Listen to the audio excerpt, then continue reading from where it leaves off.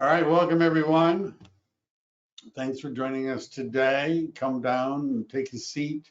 I assume you all can hear the sound of my voice, and that's why you're all raising your hands, right?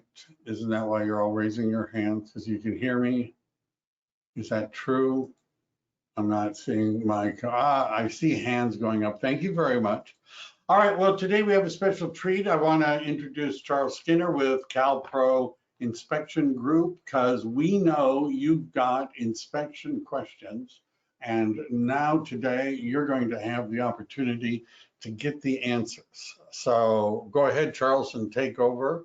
And if I need to jump in for something because people are asking questions, I'll do that, but otherwise, take it away.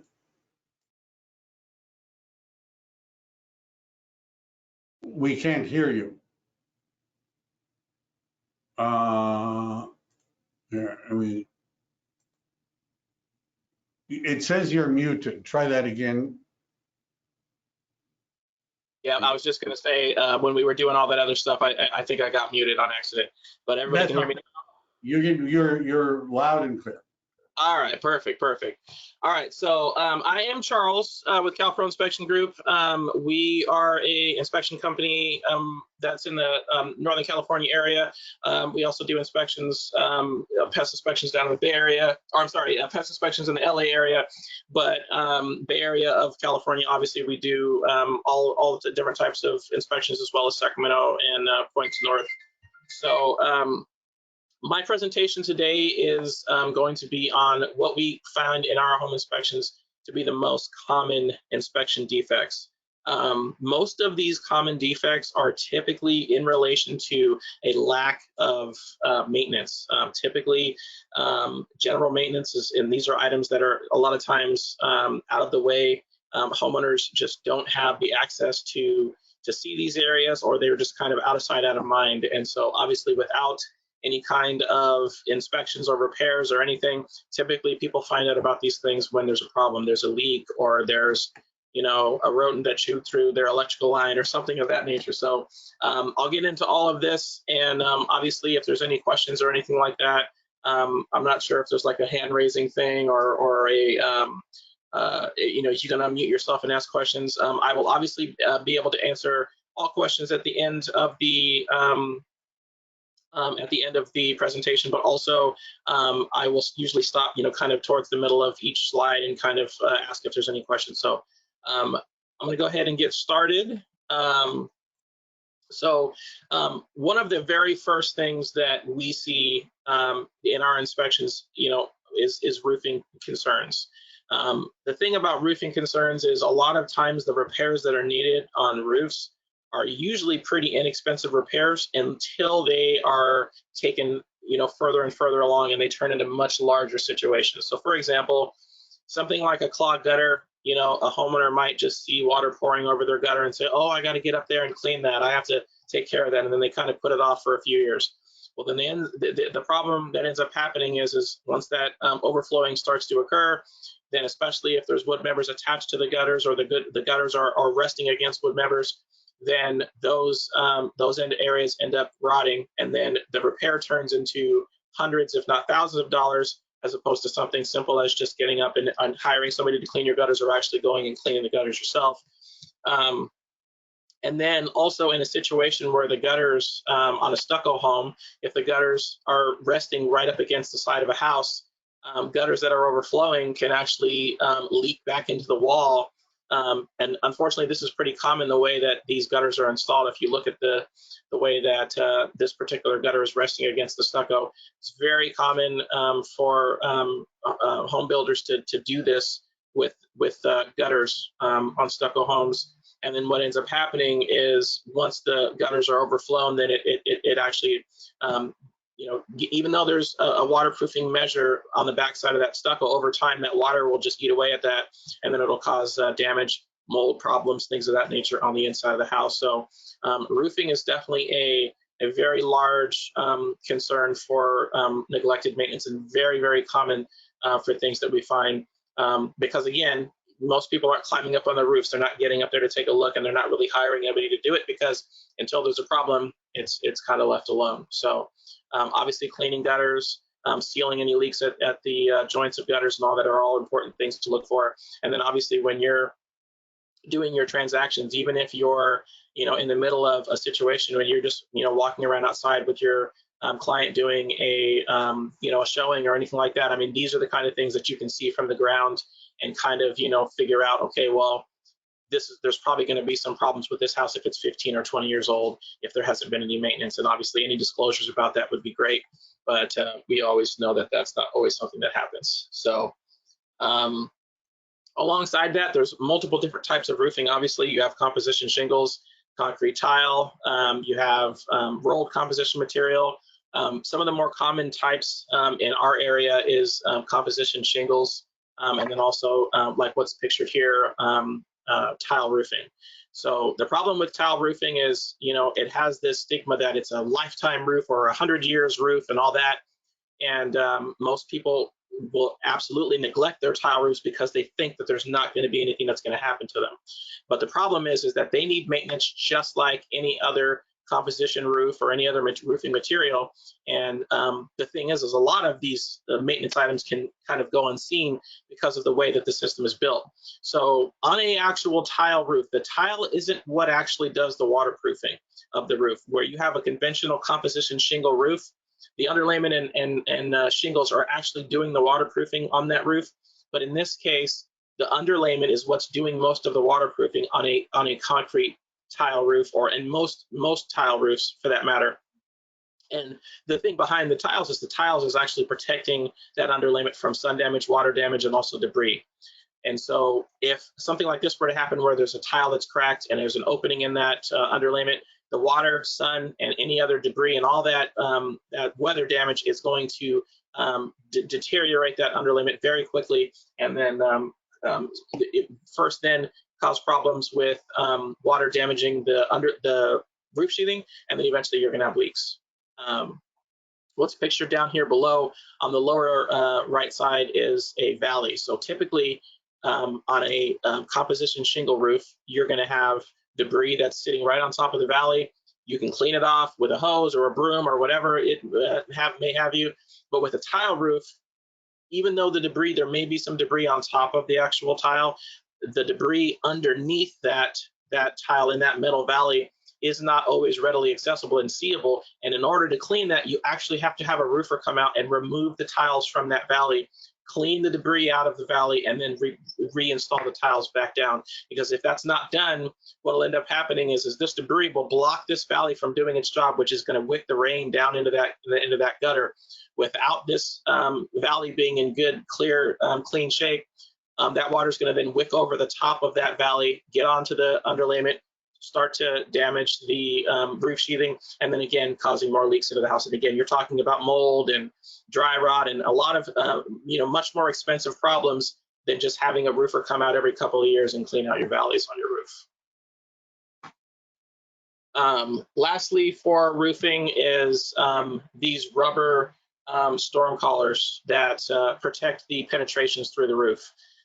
There are multiple different areas on the roof that have penetrations that go from inside the house to outside. And in order for those penetrations to be properly waterproofed, there's either rubber boots or metal flashing or some kind of seal of some kind that's going to prevent that water from getting in, besides just the roofing material. And if those penetrations are compromised in one way or another, that's then going to allow water to then penetrate into the home. And these do not last as long as the roof does. So your roof may have a 20, 25, 30-year life, but the actual penetrations, the rubber material or the seals that are on those penetrations do not last that long. And so that has to be maintained. Without that maintenance, again, you're going to have a chance for water intrusion into the home. So any nails that are, holding down flashings, or any of these rubber boots that are sealing these plumbing vent stacks that come through the roof, these all have to be maintained at least every 5 years or so. The rubber with the heat and all the different changes in weather, that stuff's going to dry out and crack, and then it's just going to break away, and then you're going to have an opening into your home, not only for water intrusion, but also for rodent intrusion as well. Rats, especially in areas where there's trees overhanging roofs, it's basically like a rat highway. You would be surprised what rats and mice can climb on a vertical wall even, and they can get to pretty much any area. So if you have an opening like that, they'll get right in there and have a good time. So any questions on any of the roofing areas that I covered?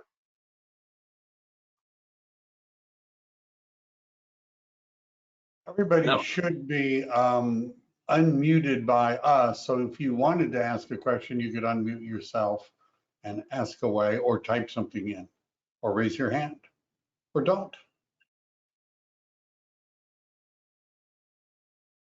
Okay, and you know, Michael, I'm not seeing the same list of the people or their cameras or anything like that. So if you see anything, just have me stop and then I'm looking. What we have. There are questions in the panel. Let's see. Here we go. If it doesn't rain much at all, what's the time frame for damage under to the roof structure? How long for the flashing to deteriorate and need to be replaced? So the rain isn't really the thing that's going to cause the damage as much as the sun is going to cause the damage, and also wind drying out when it's dry out. So there's going to be a little bit of moisture from dew in the mornings, and so that constant change from the drying and the heating, it's not really the rain that's going to cause the damage. It's mostly the sun. So like I said, about every 5 years or so, you're going to want to have someone go up there and take a look at these flashings and at these penetrations to make sure that they're still in decent shape. And here's the thing. This rubber flashing right here, it's a $5, $10 part. It's a simple, cheap fix. You can slide those new ones right over the top of the old ones after making a few other, minor removals of some things. Some people get up there and put sealant on. That's not the way to do it. You want to replace the actual collar and then putting sealant over the top of nails and things like that. But it's a cheap fix. Usually a roofer will come out and they'll charge like a $250 minimum just to kind of look at the whole roof and make some small repairs, sealant and collars like that. And that can save a homeowner thousands of dollars in the end. So cool. Audrey asked how much are roof inspections? Typically, most companies will charge somewhere between $100 to $200 for a roof inspection. We're actually going to be offering roof inspections here pretty soon, but all of our home inspections come with a comprehensive roof inspection as well. The only thing that we're not doing currently is that we're not actually providing any bids with our inspections, but every one of our inspections, our home inspections, come with a comprehensive roof inspection included. Cool. Can you talk about flat roof maintenance or things to look out for? Absolutely. So on a flat roof, typically you're going to have a few different materials. You'll have a rolled composition material, which is basically a 2 to 3 feet wide piece of composition tar. The same thing that's being used on this picture that I have here now. The only difference is these are shingles, but it's the same type of material. One of the things that you really want to make sure of, same thing, always make sure that you keep the debris cleared, because the flat roofs are even more important in that regard. You want to make sure that you keep all of the debris clear of any of your downspouts and gutters. A flat roof drainage system is much different than a standard pitched roof. You're not going to usually have downspouts and gutters on the ends. You're usually going to have just a pitched portion that goes down to a lower spot. You may have a scupper drain on the bottom, or you may have just a couple of openings at the ends for water to drain. Those are the only way for the roof to drain. And if those are impacted with debris, and any kind of soil or anything like that, bird droppings, things like that, it's going to completely restrict the flow of water off of that roof. And so making sure that there aren't any areas of pooling water, and then also making sure that any areas that are flat, if there are areas that have pooling water just because of the way it was designed, cleaning the debris from those areas, and then making sure that the sealant and all of the roofing materials in that area are not compromised. The problem with flat roofs are pitched roofs. Pitched roofs are a little bit better because you're usually always going to have water sloping, but a roof that would be considered flat is still going to have a small slope to it. But the difference is there's going to be some areas, just because of the way it's designed, there's going to be some areas where water is going to pool. Typically, the water will dry off in a quick enough timeline where it's not going to cause damage. But any areas where the water pools for a long period of time and it's not draining off, or it's not drying or evaporating quick enough, you're going to have some damage there faster. So all of those areas should be monitored. Again, pretty much any roof, it doesn't matter what kind it is, you should have someone looking at it at least every other year.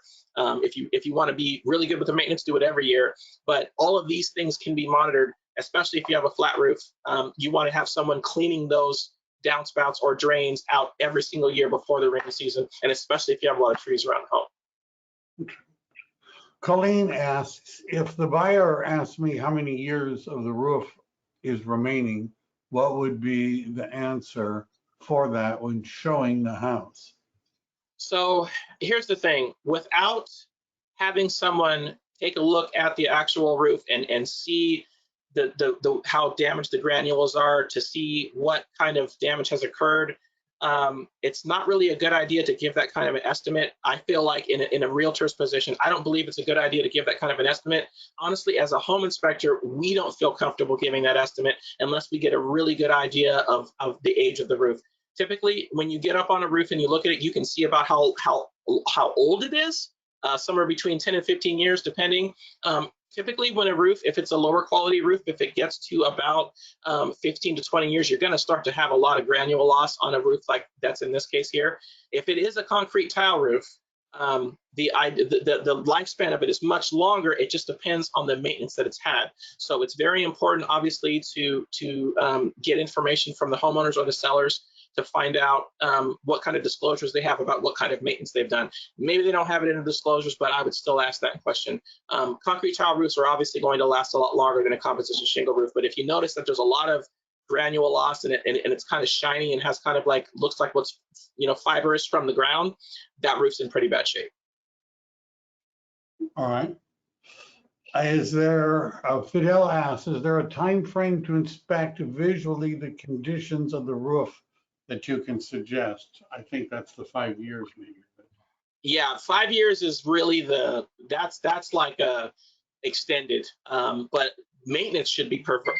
Maintenance should actually be done every 5 years. Inspection, I would have a roof inspected every year if you're really on your maintenance, and maybe every other year if you're just doing general maintenance. But it's definitely important, especially on a flat roof. I would have someone inspect that every year. And does CalPro offer any repair services, Paul asks? Again, so as of right now, we do not. We will be offering that very soon here, probably in the next few months. We're gonna have an actual separate roofing division, as well as repair quotes, and then also repairs as well. All right. Those are the questions so far. All right, so let's go ahead and move on to exterior. So there we go. So exterior is just as important, obviously, as your roof. The only difference is you don't have as much a chance for water to penetrate because it's not falling directly on it.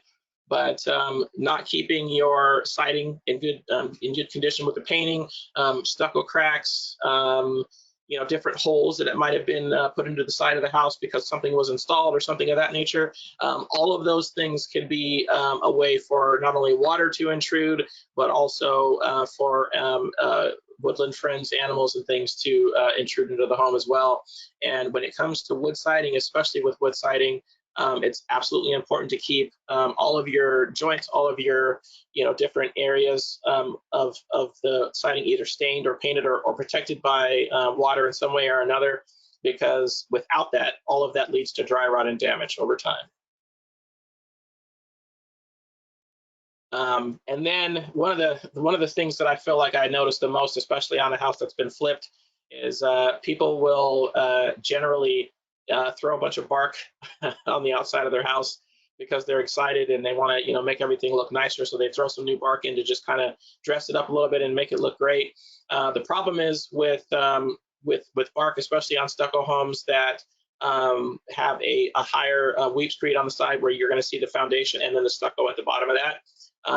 Anytime you do that, you're basically giving any kind of wood destroying insects and also moisture contact, you're giving that a direct contact to the bottom of the wall, in the sill in your home. And so having any kind of landscaping materials, bark, soil, any of that stuff directly in contact with the stucco on a home that has a separate foundation and stucco wall is a bad idea. And you want to have everything at least 4 inches below that. And as you can see in this case, the bark and soil in this case was shoved right up against the bottom side of the weep screed on this wall, which will, like I said, it's a direct invitation for insects and moisture to intrude there into the wall. Any questions about exterior maintenance or any of that? Yeah, a couple questions. One has been asked more than, is the handout only one page? No, it's 18. Is it not? It's not all popping through. So the handout that we've attached in the GoToWebinar control panel that people can download is only one page, and it's basically your contact information. So that's what was sent to my assistant, Ra, and so that's what we put there.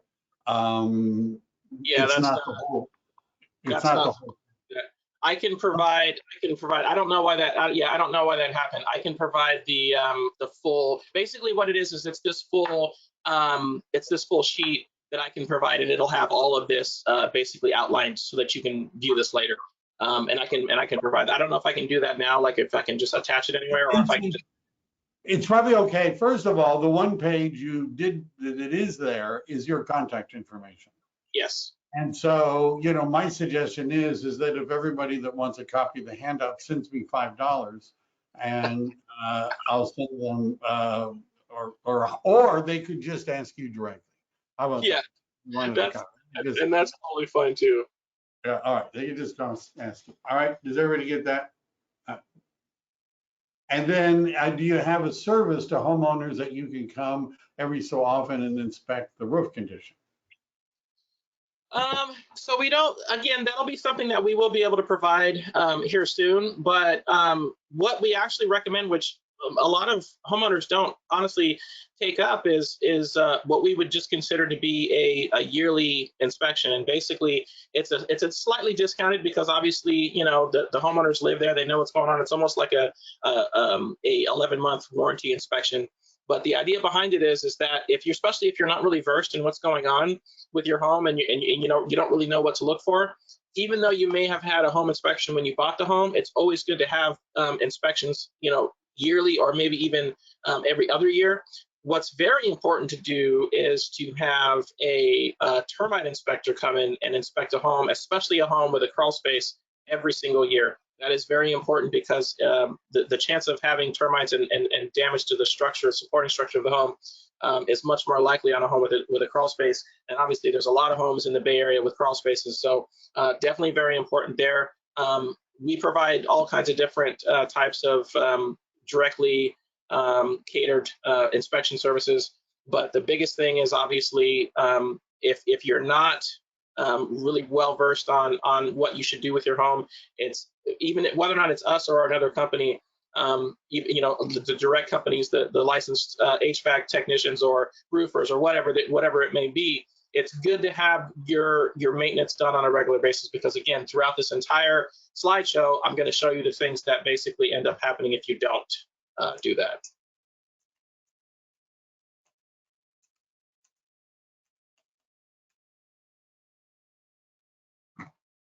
All right, so the next one here is, I'm going the wrong direction. So the next one here is crawl space. So again, just like the roof, but even more so because you really can't see it at all, the crawl space is probably one of the most neglected places in a home. Nobody wants to go under there, and nobody thinks to go under there until there's something going on. And unfortunately, there's a lot of things that we see that homeowners just don't even know about. So number one, most homes that are built anytime after the 70s will have insulation in the crawl space underneath the floors. And if you have any issues with leaks or rodents or anything like that, or animals of any kind that are getting under there, the insulation is most likely not going to still be attached to the underside. And again, as it starts to fall down, then again, you're basically adding a direct connection from the grounds, the soil, to the top of your floor. Now, granted, there's other ways for, animals and things like that to get into places, but, again, most people don't think about a lot of this stuff. There's pipes that are going directly into your house from into your crawl space area, and sometimes they're not sealed around where they penetrate through the wall. So we might mention to you, well, you have wall openings. You might ask, well, why are you saying anything about wall openings where my pipes penetrate underneath my sinks through the wall? Well, number one, you're going to allow hot and cold air from within your wall to come in through that area. And then also it's going to allow a large opening for, mice, other small insects and things like that to get through. And so that's why we typically mention to do that. But as I mentioned before, crawl space damage, pipes that end up being cracked or leaking, you might have vendors that go underneath the home, and if you have ducting under the home like this home does, they might climb over the ducting and damage it, and unbeknownst to you, now you have conditioned air flowing through your crawl space, or you have rodents that are getting into your system through your crawl space. So there's a lot of different things that that should be looked at, and again, this is not an area that most people want to go into.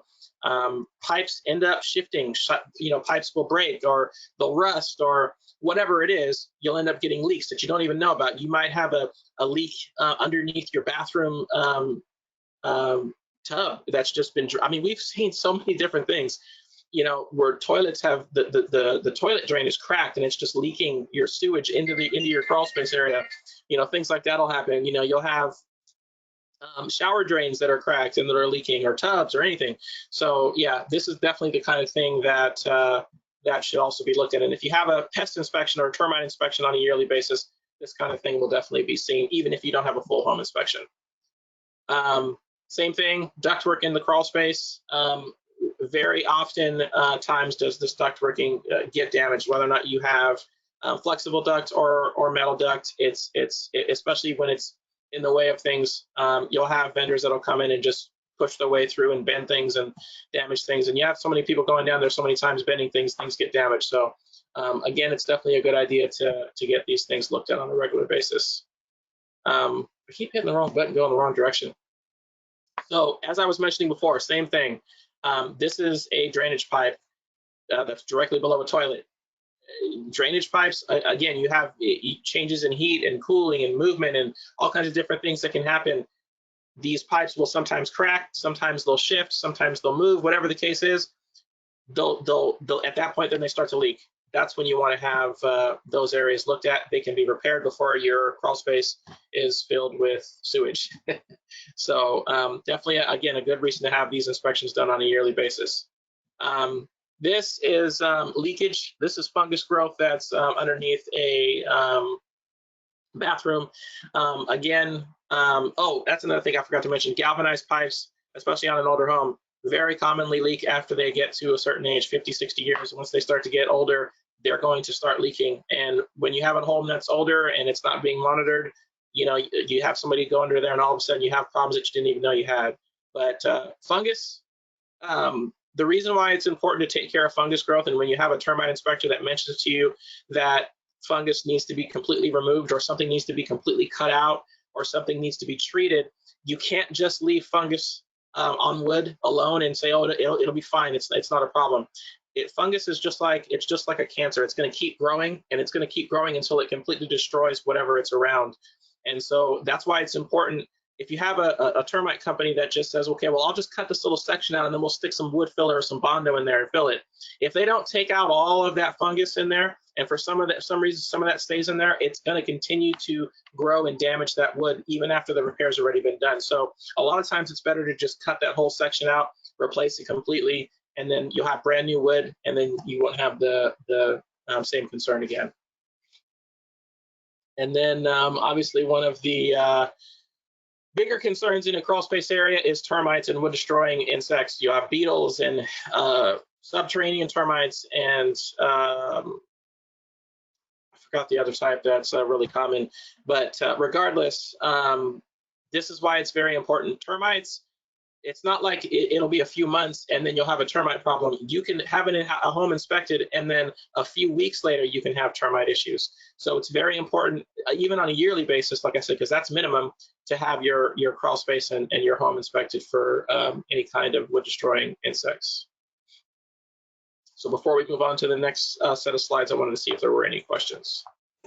Don't see any questions at this time. All right.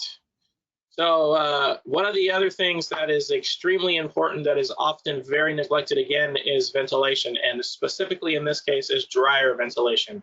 So a lot of homes actually have dryer ventilation that exits through the roof.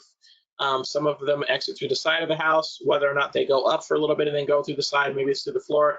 But I would say if it's not something that's directly vented, if you have an older house where your laundry is in the garage, if it's anywhere else in the home, hallways, laundry rooms, anything like that, you will probably have a dryer vent that exits either through a vertical mount, then through the wall, or it's going to go all the way up to from that floor level all the way up through the roof. So not that that's a significant problem right off the bat, but it's something, again, that needs maintenance. They have really cheap tools that you can get from the hardware store that you can use to clean these out with just a household drill. They also have different services, chimney sweeps and whatnot. They can come in, climb on your roof, and clean this out. Obviously, the biggest problem with not cleaning out your dryer vent is the chance of a fire, being the fact that the temperature of the exhaust coming out of your dryer is rather hot. And if you start to get an obstruction like this, it's definitely a fire hazard. Lint is pretty flammable once it's dried out. So again, definitely a good idea to have this kind of stuff maintenance. And in that same regard, same thing with your bathroom vents, especially if you don't clean them very often. And then also your range hood. If you don't clean that grease screen very much and it looks like that, then that's probably what the inside of your pipe looks like. And that's just basically a fire tunnel. If that area catches on fire, if there's a spark in there for some reason, I mean, that is going to just be a roaring, a flaming fire tunnel. And that kind of stuff definitely needs to be cleaned and maintenance as well. These things are pretty easy to clean. You just throw them in your dishwasher and from your range hood, and you can throw them in your dishwasher. Those clean up pretty well. But again, we find this all the time, especially with people that cook a lot of greasy foods. It's just something that should definitely be taken care of on a regular basis. We do have a hand up. See, Jocelyn, do you have a question? You can unmute yourself and be the first. Hi, sorry, thanks so much. Sure. And I thank you, both of you guys for putting this together, because yeah, these issues do come up. My question is about the soil, because the other day I went to Fairfield, and according to the listing agent, she said that there was the inspection report, and at least now I have your contact information. I went to Home Guard, so they ended up pointing out soil, moisture in soil, but her argument was, moisture under the crawl space, because it's dirt under the houses there. She said it rains a lot. When it rains, it rains a lot, so it's not uncommon. But when you pointed out that picture, I mean, how it talks about the moisture can cause deterioration of wood members. I mean, can that hold true? She made it look like it was not a big problem, Yeah, and that's definitely not 100% the case. You never want just standing water in your crawl space. And here's the thing: right. not only are you going to have concerns about mold, and not only are you going to have concerns about damage to wood members, having that wet underneath all the time, that can also cause a little bit of shifting depending on how deep your post and piers are all set in. If you have too much moisture content in your soil all the time, then you can have some shifting in your support members of the home as well. So usually in a situation like that, you would want to have a sump pump installed to help route the water away. You're going to have it in the lowest area of your crawl space. A plumber can install that. So I mean, if it's just a little muddy down there, that's one thing. I mean, there's definitely a lot of homes that we've been under that have been slightly muddy, but there's reasons for that. You could either have a high water table, you could have somebody that's just watering way too much and it's just running off underneath the home, or you could just have a time of the year where it's been damp. But if there's ever a time where there's standing water under that house at any time, there needs to be some kind of mitigation installed to where water can be routed away from that area. So whether or not it's a sump pump, or if there's some kind of drainage system with with some stones and a drainage trench, anything like that. But there needs to be something installed to where if it's damp now and it hasn't rained in a long time, then there needs to be an explanation as to why that's happening. And then whatever that reasoning is, then that needs to be taken care of. Now, in another situation too, if it's moist and damp all the time, this one is way past that because it's flooded. But what's down there underneath there is what's called a vapor barrier. If you install a vapor barrier, that's also going to help take care of the moisture content in the soil. That's only going to work if it's damp. If it's just flooded all the time, then this isn't going to help the situation.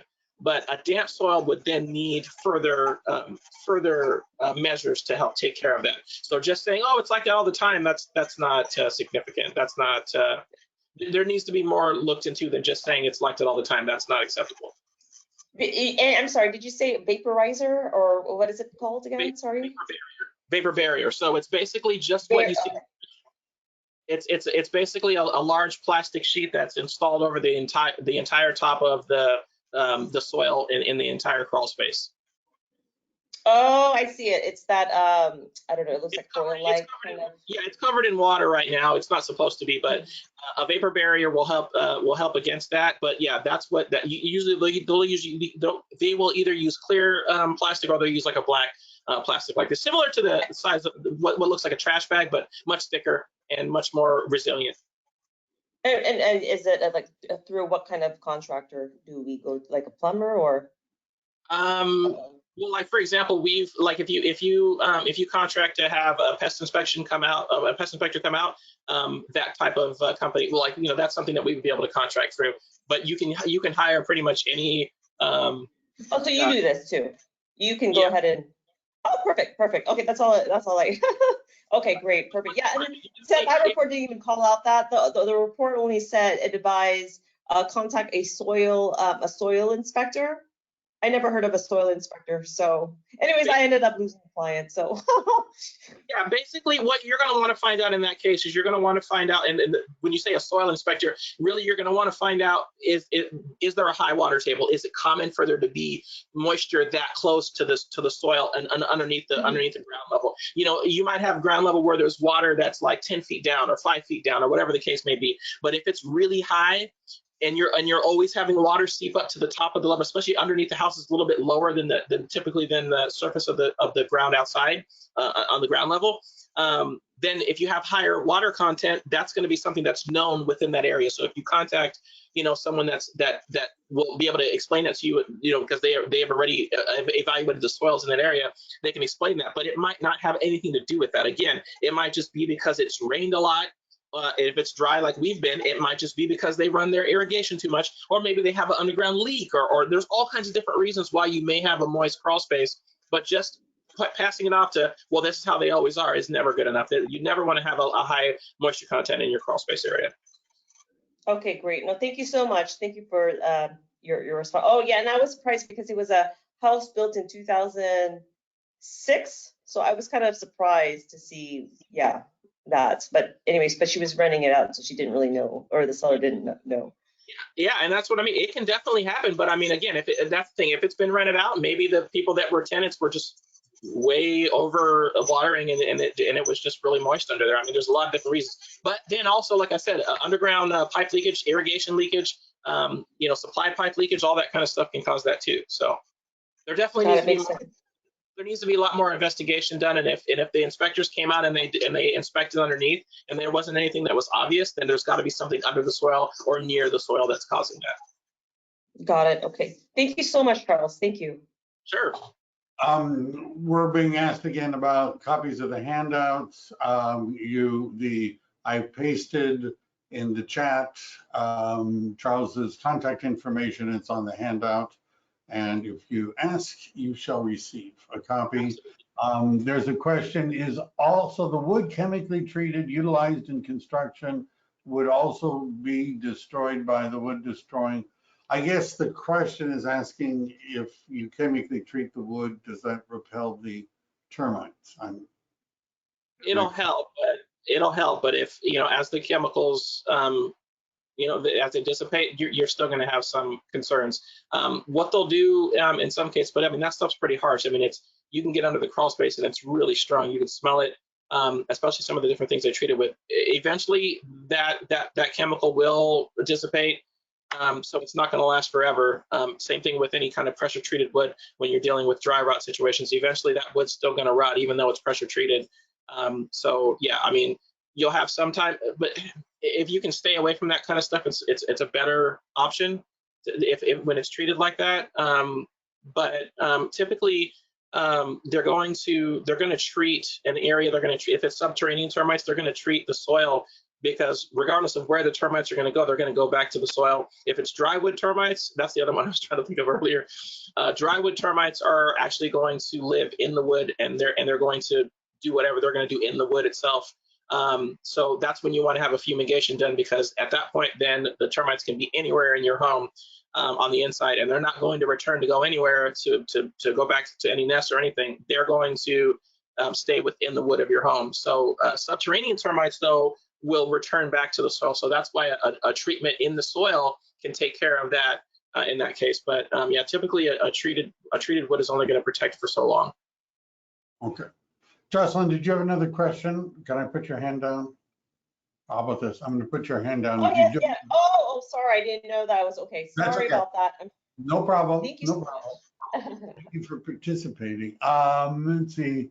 We did that. Do you home termite roof inspection? Do you do home termite? Do you do all the inspections? How much does it cost for a single family Oakland 1,000 square feet? 1,000 square feet, I think, would be somewhere between 550 and 600 for a single family home for a home inspection. Termite inspection, I think, would be somewhere between 250 and 300 for a termite inspection in that area. We do sewer lateral inspections. We do mold sampling. We do solar system inspections, and also thermal imaging if need be. Especially when you're looking for leaks or if you have issues with moisture and things like that. And then also pool inspections as well. Yeah, but yeah, we do provide all those other inspections that you were referring to as well. Cool. Do you, hi Charles, have you come across the smell of mothballs underneath a kitchen sink? Typically, if I came to that smell underneath the kitchen sink, somebody put something there on purpose to mitigate something else. So that's their way of treating it, or whatever else the case may be. So sometimes people do that, to help. I feel like some of this stuff is like kind of old wives' tales. I don't know how much of these mothballs. I know mothballs, you put them in your closet back in the day, and it was supposed to help with moths and clothes and stuff like that. But typically, if you're going to have that kind of a smell underneath the sink on purpose, it's because somebody put something there. Just smelling that out of the ordinary, I've never smelled that without seeing mothballs somewhere nearby or something like that. I've never smelled that. That's a very distinct smell. So yeah, I've never smelled that before, like because of mold or something like that, or something of that nature. So Paul wants to know what you think about orange oil as a way of treating. Well, so let me back this up a little bit. I am not a licensed termite person. All of my knowledge has become from a lot of our people that we've worked with over time. I don't know much about orange oil. I've heard. I'm trying to think. There's a couple of different ones. I know one of them is really, really toxic. And it smells really bad, and you go into a crawl space, that's something's green something, I forgot what they call it. Orange oil, I'm honestly not sure too much about the use of that and how effective it is. But I can, if you do have questions about that, I can direct you to our termite supervisor, and he can give you all of he's a very experienced, knowledgeable person when it comes to anything termite related. And pest related, and he can definitely give you answers to any of the questions that you have. All right, thanks. Anyhow, I think everybody's got your contact information. It's hardwired into the chat, but Yes. We're out of question. We're out of questions now. Obviously, I only have a little bit of time left, but so I'm going to go through the rest of this. But I mean, obviously, yeah, if any of you have any questions, absolutely feel free to reach out to me. I will absolutely share this slideshow to anyone that would like it. It basically just has the same thing. I mean, I would show this to any of your, if you have a team or if you have any other realtor friends, I mean, definitely share this. There's just a lot of good information here, and there's things that people aren't looking at. Yeah, I really want to talk about these other ones too. So this one, fireplaces, again, often neglected. A lot of times people just use their fireplaces or their wood stoves, and they don't check to see if any of these things are damaged. The surround, these are not meant to be used without the ceramic surround. You need to have those in place. If there's any cracks or anything like that there, you want to make sure you get those replaced, because at that point, then it's not actually doing what it's supposed to be doing, and you're going to be getting heat into areas that you shouldn't be getting heat in. It's a possible fire hazard. And then same thing, if you're using your fireplace on any kind of regular basis, even if it's a few times a year, or maybe a few more than that, and you're concerned about it, I would definitely have, again, same thing, general maintenance, have a chimney sweep come out and pull your cap and then actually clean your flue, because just like that other picture I showed previously of the grease in the vent, this is just as much of a danger as that would be as well. Heating and air conditioning, that is probably one of the next most major, besides the roof, is probably the next most major thing that we have neglected. There are so many people that do not get, and I have so many other pictures that I can share too. I wish I had more time, but this is definitely one of the more neglected items, and again, this is definitely something that can be very dangerous and unsafe. Heaters especially, because anything that's natural gas or propane, oil fired, anything like that, but most homes in our areas, they're going to be natural gas or propane. These heat exchangers, they only last so long, usually about, somewhere between 15 and 25 years. They're going to start to degrade like this, and the way that the heat exchanger works is the flame travels through the heat exchanger. The heat exchanger is a self-contained system, and then the air passes over that heat exchanger, which is then what heats the air. If that heat exchanger is compromised in any way, as you can see in this picture here, the exhaust, the gases that are from that burning fuel are going to leach into the flow of air, which is going to cause possible carbon monoxide problems in your home. So it's very important to have this kind of stuff inspected. When you have a home inspection, what we do is we look at the flames and to see if they don't look typical. Obviously, both of these pictures have flames that are not typical. On a standard natural gas or propane furnace, the flame should be going directly into the heat exchanger tubes, and there shouldn't be any flame at all coming out from the outside. As you can see in this bottom picture, the flames are exiting from that area, which are indicating a possible problem. At that point, we recommend having a heating and air conditioning technician come out and do a further inspection to verify the heat exchanger. And the one that's in the top here is actually where the flame actually blew back from the inside of the heat exchanger. This is a little bit older of a unit. These are much more susceptible to problems, but it's very important to have your maintenance done. The biggest thing is changing things like igniters, and also the next thing that I'm going to show you for condensate lines. Having that stuff inspected when it's off season is much more important to have that done, because you're going to have a much larger charge, and it's going to be much more likely that you're not going to get somebody out in a timely manner to look at your system when it's hot or when it's cold. That's when these HVAC technicians are the busiest. And if you have them come during the off-season months where it's not as busy, they can come in, they can maintenance your system, they can change out your igniters, they can clean out your condensate lines, they can do all the things that need to be done. So that way, when you're in the middle of the hot 100-degree weather, or if you're in the middle of the 30 or 40-degree weather, you're not going to run into situations like this. So this is a condensate pan. Very, very, very often neglected. Again, when no one is looking at these HVAC systems, if your primary and your secondary condensate line, your primary condensate line is meant to take the moisture that your air conditioning system creates and route it away from the home and route it away from the system. If that's clogged, it's all going to stay inside that evaporator, and then eventually it's going to drip down into that drip pan. If your drip pan's made of metal, it's going to leak, it's going to rust, and then it's going to cause damage right where it's installed. And usually it's in your attic. Sometimes it's in your hallway closet, whatever the case may be. But that really beautiful floor that you just installed is going to be damaged from that leak from there, and then you're going to have a big leak in your roof, in your ceiling, from where this thing's mounted as well. So Very important to have air conditioning and heating maintenance done every single year is when you need to have someone come in and maintenance your air conditioning and heating system. And if you don't feel comfortable doing it, have someone come in and change your filters too, because changing your filters is also important for the efficiency of your unit as well. Having someone from a pest company, having pest control is a good idea as well. Again, in your crawl space, but also in your attic. If you have, an air conditioning and heating person coming out, they're typically going to tell you if you have rodent droppings in your attic. Having someone come out and doing inspections, you're always going to have someone that's going to tell you something. But, having a pest control person come out on a regular basis, if you have pest control services, you're going to be able to, look into problems like this. Again, if you're never having your air conditioning and heating maintenance, if you're never having a technician come out to look for pests or anything like that, you're going to have problems with neglect and all that. You're going to have, if you have trees around your house that are right over the top, if you have any openings in some of the penetrations through your walls, there's a good chance that you have rodent activity in your attic. And then the things that they're going to do while they're up there, they're going to burrow into your insulation and do all this other kind of stuff to stay warm and to make a home. It's going to cost you thousands and thousands of dollars, later on. So again, very important to have this kind of stuff looked at.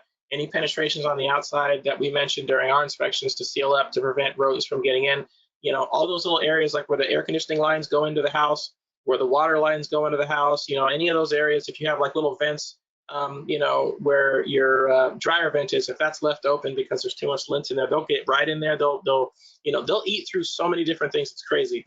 But either way, these are all the things that we find, typically as major neglected items, and then like I said, they end up costing a lot of money in the end. So biggest thing really in the end is just you got to have maintenance done. You got to have annual, at least in most cases, maintenance done on most things. So very important. Obviously, this isn't every single thing that we find in a home inspection, but these are the most common things that we find. So I put this slideshow together to just kind of illustrate, some of the things that we see when we're doing these home inspections, and I really hope that this was useful to everyone. And as I mentioned before, I will absolutely share this slideshow with anybody that wants it. I'm sorry that I didn't provide the right one in the first place, but this definitely will be available to you if you have any questions. And obviously, if there's any other questions that you have, or if you're curious about the services that we provide, feel free to send me an email, and I'm more than happy to answer any questions. Pamela would like to know if you would work in Southern California. So we do termite inspections in Southern California right now. I believe, I don't remember the exact areas. It's just north of Los Angeles. We are not doing home inspections just yet, but if you need a termite inspection, we definitely can provide that to you. Pasadena is the specific location. Do me a favor, if you take down my email and you send me your information, I can verify for you exactly for sure. I'm not 100% sure because being that I'm on the home inspection side, I don't deal with too much pest stuff, and I don't know our exact service area down there. But if you shoot me an email, I can definitely let you know if we can provide you with a termite inspection down there. Sounds good. All right. Well, we seem to have exhausted their curiosity for now. And everybody should have a copy of Charles's contact information. I pasted it in several times, and that one handout does in fact have that. So reach out to him if you'd like to get a copy of the slides or you need an inspection done. Thanks a lot, Charles. Not a problem. Thanks for having me. Goodbye, everyone.